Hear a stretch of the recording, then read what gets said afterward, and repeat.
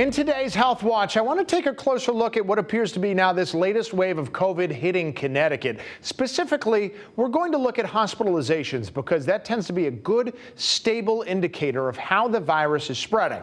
Now, if we can show you some graphs, currently we're over 300 hospitalizations and climbing right down there. The worry, though, is that that rise is going to start looking like this rise, the first wave we had back in March and April. Now, will it be as bad? We don't know for sure, but we can get an early idea by comparing these two curves on the same graph. And in order to do that, what I did is I looked at each of those waves from the day that they hit the 100 hospitalizations mark, because that's the point where both rises really became unmistakable. And I want to show you, here's how they look side by side.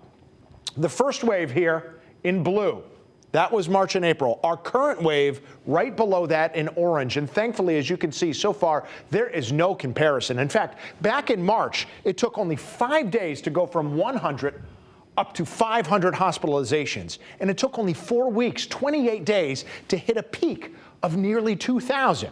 In comparison, as you can see, our current wave is growing much more slowly. We've really, truly flattened the curve.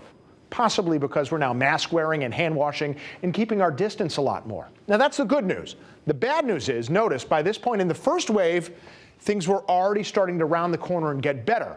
While our current wave, it's going up a little faster. We're still picking up steam.